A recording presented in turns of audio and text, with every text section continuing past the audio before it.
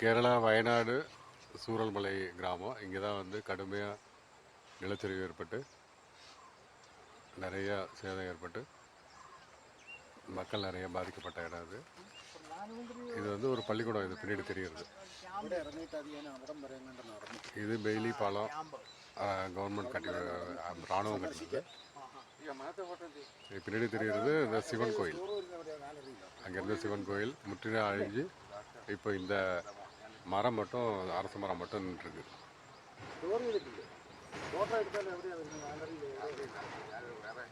இந்த பக்கம் பின்பக்கம் எல்லாமே வந்து தேயிலை தோட்டங்கள், தேயிலை எஸ்டேட்ஸ்.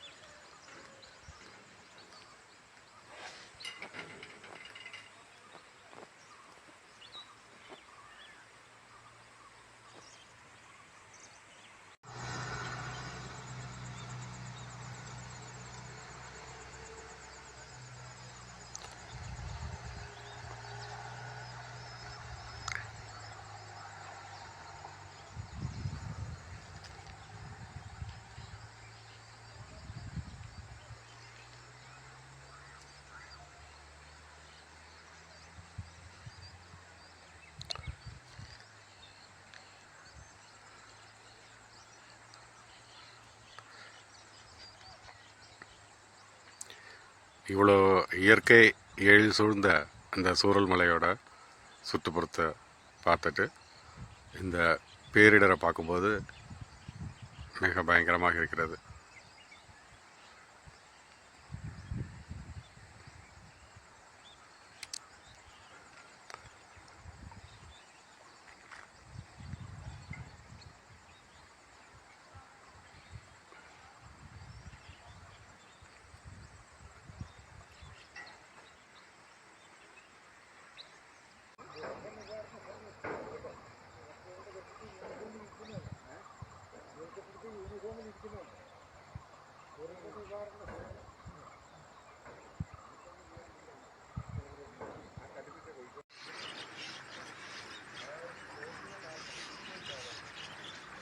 இந்த வீடு, இந்த மட்டம், இது வந்து இதுதான் மட்டமாக இருந்திருக்கு.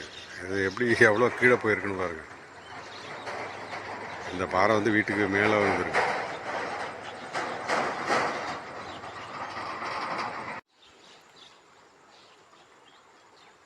இந்த கட்டிடம் வந்து முழுக்க முழுக்க தண்ணிக்குள்ளே இருந்திருக்கும்.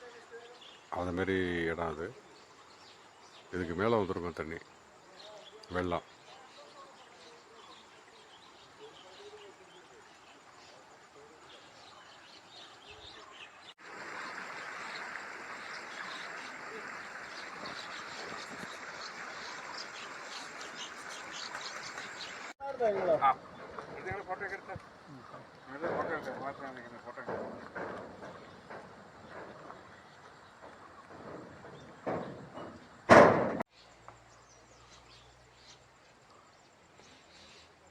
கேரளா வயநாடு சூரல்மலை கிராமம். இங்கே தான் கடுமையாக நிலச்சரிவு ஏற்பட்டு கடுமையாக பாதிக்கப்பட்ட பகுதி. இந்த ஆறு தான் சின்ன ஆறாக இருந்தது, இப்போ வந்து இவ்வளோ பெரிய இடமா மாறி, இந்த கல்லெல்லாம் எங்கேருந்து வந்ததுன்னே தெரியல. இந்த கல் இவ்வளோ கல் பரண்டு இருக்குது. மிக பயங்கரமான ஒரு சேதம். தூரத்தில் தெரிகிறது அந்த வெள்ளார்மலை ஸ்கூல், ஹையர் செகண்டரி ஸ்கூல். அதில் வந்து நிறைய பேர் வந்துட்டாங்க. அந்த பசங்க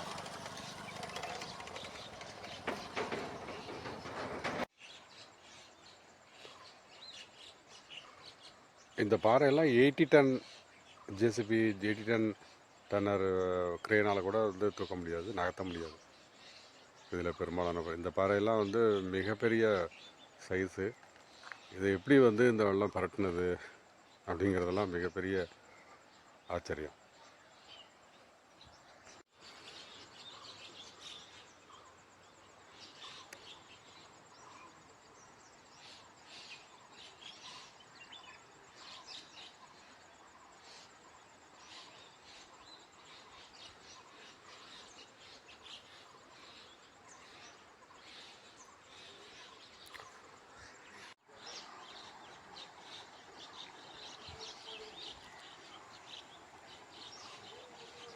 இந்த மிகப்பெரிய கற்கள் எங்கே இருந்தது ஆக்சுவலாக முன்னாடி? இது தண்ணிக்குள்ளே மண்ணுக்குள்ளே இருந்ததா? அல்லது வந்து இந்த இந்த மட்டமே கிடையாது. இந்த இடம் வந்து இதுக்கு கீழே தான் இருந்தது இந்த மட்டம். ஆனால் இந்த பாறைகள் வந்து எப்படி வெளியில் வந்தது அப்படிங்கிறது வந்து யாராலையும் சொல்லலை, யாரும் சொல்லவே இல்லை, அதை யாரும் கவனிக்கவும் இல்லை.